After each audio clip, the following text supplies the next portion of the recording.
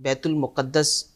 جس کے ساتھ ہر مسلمان کا دل دھڑکتا ہے اور محبت دل میں پائی جاتی ہے، تو بیت المقدس کے ساتھ ایک مسلمان کا رشتہ کیا ہونا چاہیے، کس طرح کا ہونا چاہیے، ارشاد فرما دیں۔ دیکھیں، نبی پاک صلی اللہ تعالیٰ علیہ وآلہ وسلم نے بیت المقدس کے فضائل یہ احادیث طیبہ کے اندر بیان کیے ہیں،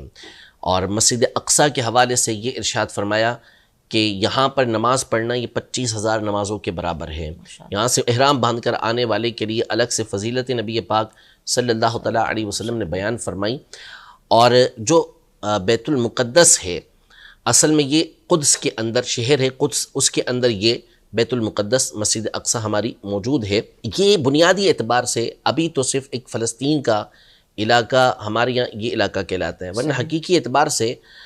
یہ ملک شام ہے۔ صحیح۔ اور ملک شام جو نبی پاک صلی اللہ علیہ وسلم کے زمانے میں تھا، وہ آج کا جو سیریا ہے، جو ملک شام ہے وہ،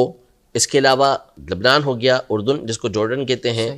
اسی طرح جو خود فلسطین یہ ہو گیا، بعض حصے جو ترکی ہے اس کے، اور بعض حصے یہ مصر کے، یہ پورا ایریا جو ہے وہ اس زمانے کے اندر ملک شام تھا۔ پھر اس کی تقسیم کاری کی ایک پوری داستان ہے کہ کس طرح یہ حصہ تقسیم ہوا۔ اس میں جو سب سے افضل اور سب سے بہتر حصہ ہے وہ یہی القدس کا حصہ ہے، اور اس کے بارے میں قرآن مجید فرقان حمید میں فرمایا کہ سبحان الذی اسری بعبدہ لیلا من المسجد الحرام الی المسجد الاقصی الذی بارکنا حولہ، کہ اللہ پاک نے فرمایا کہ پاک ہے وہ ذات کے جو اپنے بندے کو رات کے مختصر حصے میں مسجد حرام سے مسجد اقصیٰ لے گئی، وہ مسجد اقصیٰ کے جس کے ارد گرد ہم نے برکت دی۔ اللہ پاک فرماتے ہیں ہم نے برکت عطا فرمائی، تو یہ برکت دنیاوی اور دینی اعتبار سے، دونوں اعتبار سے تھی۔ اللہ پاک نے دنیاوی اعتبار سے بھی برکتیں دی، اور دینی اعتبار سے برکتوں کے بارے میں مفسرین نے اس مقام پہ یہ لکھا کہ وہاں پر انبیاء کرام علیہ السلام کی قبریں موجود ہیں، انبیاء کرام علیہ السلام وہاں پر آتے رہے۔ تو یوں نبی پاک صلی اللہ علیہ وسلم نے اور اللہ پاک نے قرآن مجید فرقان حمید میں مسجد اقصیٰ بیت المقدس کی فضیلتوں کو بیان کیا ہے، اور اس کو ارض مقدس قرار دیا گیا ہے۔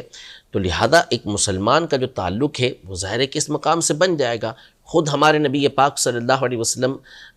معراج کی رات یہاں پر تشریف لے کر آئے، تو ایک جذباتی تعلق جو ہے وہ ظاہر ہے کہ ہر مسلمان کا اس کے ساتھ موجود ہے۔ اور یہ دنیا میں دوسری عمارت تھی کہ جو کعبۃ اللہ المشرفہ کے بعد بنائی گئی، اللہ پاک کی عبادت اس کے اندر کی گئی، اور پھر قیامت کا جو میدان ہوگا وہ بھی اسی سرزمین کے اوپر ہوگا، کہ نبی پاک صلی اللہ تعالیٰ علیہ وسلم کی احادیث کے اندر ملک شام کی طرف اشارہ کیا گیا، اور بعض میں بیت المقدس کا تذکرہ موجود ہے کہ جو قیامت کا میدان قائم ہوگا وہ اسی جگہ پر اللہ پاک قائم فرمائے گا۔ تو یوں اس بیت المقدس سے، اس مسجد اقصیٰ سے، اس علاقے سے ہمیشہ مسلمانوں کا یہ تعلق رہا ہے، اور قدیم سے علماء نے